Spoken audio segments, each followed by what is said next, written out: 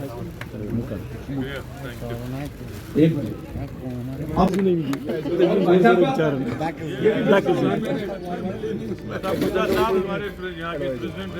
हमारे जावेद साहब हमारे ऑल ओवर इंडिया के उपाध्यक्ष हैं ट्रांसपोर्ट यूनियन के, और रह गए हमारी जो हमारे दीपचंद जी है जो सारा कार्यक्रम पूरे देश भर के अंदर करते हैं नकली चीजों से बचो। देखो ये प्यार है मैडम। एम्प्लॉयमेंट अगर वो 50 यहाँ बनती कश्मीर में तो 50 आदमियों को यहाँ रोजी मिलती। तो ये जो नकली सामान का जो सिस्टम है इससे अनएम्प्लॉयमेंट बढ़ती है। ये वर्ल्ड ओवर में है, पूरे दुनिया में नकली सामान की वजह से या एक तो सिगरेट पीने से तो सेहत खराब होती है, लेकिन जितना 7 जन्म लोग आप नहीं भूल पाओगे। इसका सबसे ज्यादा असर जो हम पे पड़ता है न सिर्फ हमारी इक्तिसादियात पे लेकिन हमारे जो वजूद पे इसका असर है, जो हमारा जो कैरेक्टर है जो पूरे मुल्क में या दुनिया में उस पर असरअंदाज होते हैं। कुछ लोगों की गलती की वजह से हम पे उंगलियां उठती हैं। हम नकली चीजें यहाँ बेचें, हम नकली सौदा लोगों को बेचें, एक बार धोखा दे सकते हैं, लेकिन उसका असर जो है पूरे हमारी सोसाइटी पे पड़ता है, हमारी कारोबारी हल्के पे पड़ता है, हमारी जो इक्तिसादियात है उस पे इतना दूर असर पड़ता है आप अंदाजा नहीं कर सकते। तस्करी का सामान ना खरीदेंगे ना ही बेचेंगे। और बोलिए तस्करी का सामान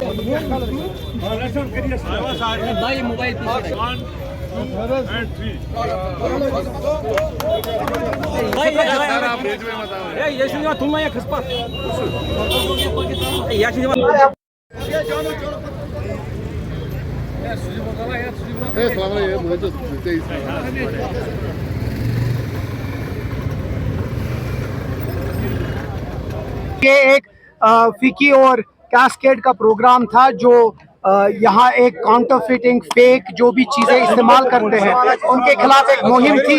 एक अच्छी मुहिम है, एक अच्छी शुरुआत है। जिस तरह कहते हैं कि फेक चीज़ों को इस्तेमाल नहीं करना चाहिए क्योंकि वो हमारे इकोनॉमी पे भी असर करता है, हमारे वर्कर्स को भी असर करता है।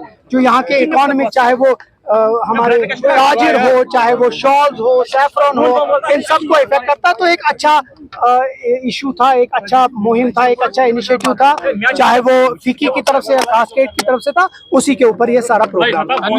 मुझे लगता है इस मुल्क की इतिहास में ये पहली बार हुआ होगा कि एक नॉन इलेक्टेड गवर्नमेंट ने एक इलेक्टेड गवर्नमेंट को बंद किया है। शायद इससे शर्मनाक कुछ नहीं हो सकता कि आपने एक वजीर आला का घर, एक डिप्टी सीएम जो खुद डिप्टी सीएम जम्मू में थे उसके घर बंद कर दिया, जितने भी मिनिस्टर्स थे, एडवाइजर थे हमारे, उनको बंद कर दिया, एमएलएज को बंद कर दिया। और क्या दिखाना चाहते हैं आप पूरे दुनिया को कि यहाँ जमहूरियत नहीं है या ये जमहूरियत का नहीं पनपना देना चाहते हैं?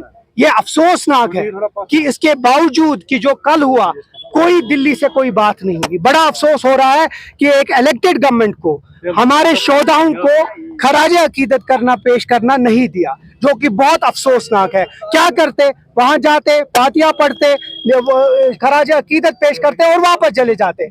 ऐसा नहीं है कि हम किसको प्रोटेस्ट ऑर्गेनाइज किया था, किसी ने ऐसा कुछ नहीं किया था। हमेशा 70 बरसों में जम्मू कश्मीर नेशनल कॉन्फ्रेंस या बाकी सियासी पार्टीज हमेशा शोधाए वहां जाते थे और वहां फातिहा पढ़ते थे। क्या हो जाता?